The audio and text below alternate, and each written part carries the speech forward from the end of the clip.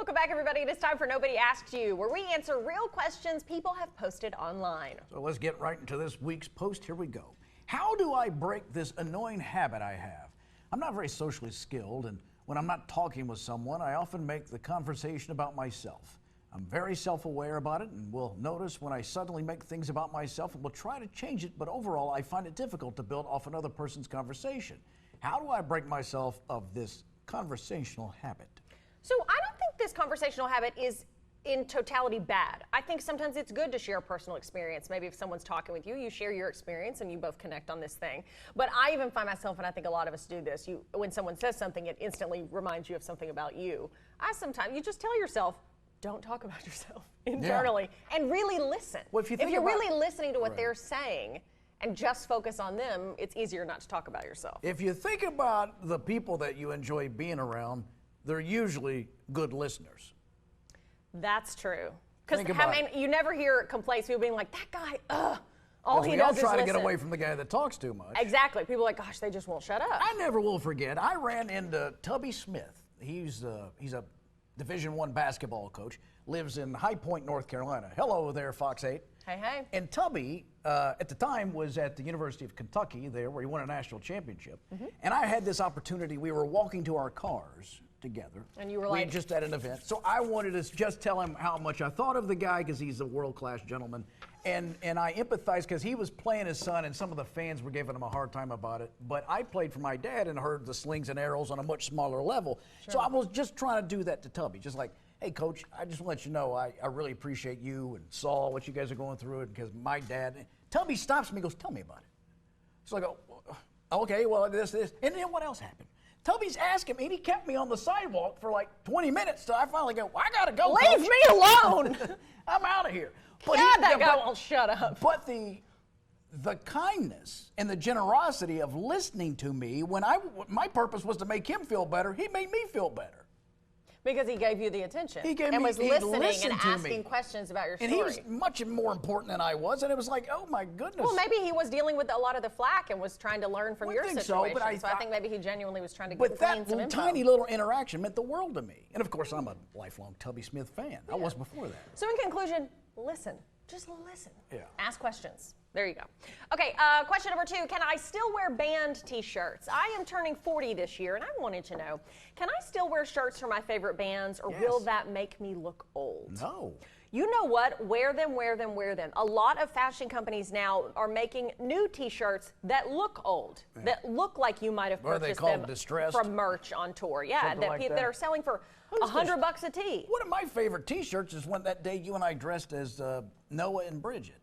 Oh, yeah, and you got what kind of shirt did you get? Who did I have? Sublime. Sublime, the band Sublime. I love that little shirt. Yeah. I still wear that. Crop top? It's not a crop top. Oh, when you said little shirt. I dressed like Noah, didn't I? Yeah.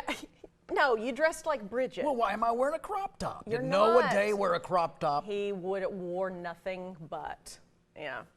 No, I think wear them. I think they're in style. I think they're even cooler if they're vintage, as opposed to shirts now that look vintage. Wear them, I like it. Some classic rock band like Benny Goodman or Tommy Dorsey. Oh my gosh. One of those. That'd be great. Somebody should make those shirts. This next person needs help with their nightly routine. I work a job with really long shifts, and when I get home at the end of the night, I barely have time to change clothes before I fall asleep. There's been times I've literally slept in my clothes. How do I get a good nightly hygiene routine that's quick so I can have pretty hair and skin? Lee, I will turn this question to you because you suffer from the exact same issue. I don't worry about it. Not the late shift. You just oftentimes will tell us on the show. It's a late shift. You wait to go to bed until... I'm still working. Okay, fine. Anyway, you have told us before you often fall asleep in your clothes. All the time. Okay. So do I need to give this person and you advice, or do you want to try to crack this for yourself? What's the hygiene problem? There's no hygiene problem. I'm sure they're going to shower in the morning, aren't they? Yeah. But you got to wash the day off. Skincare, brush your teeth. Skincare, schmincare. You don't need skincare. Yes, you do, man and woman. If you're putting makeup on, you got to get it off. Otherwise, you'll clog your pores. Right.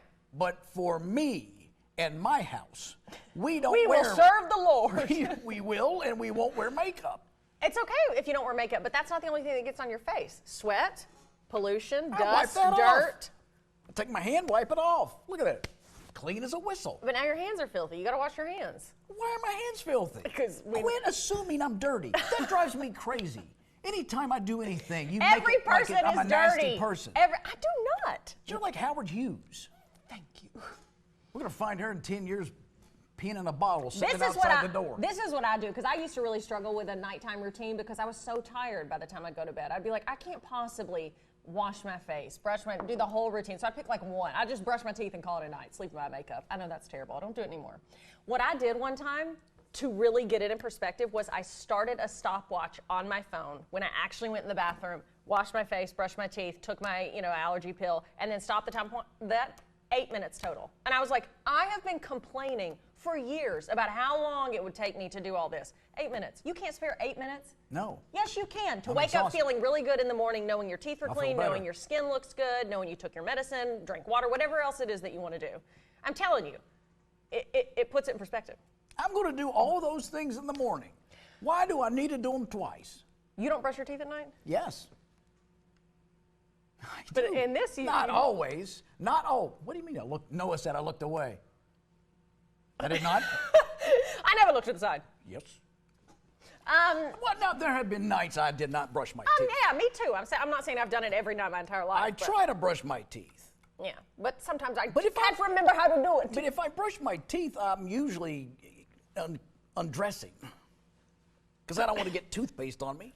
So I take everything off and go to bed.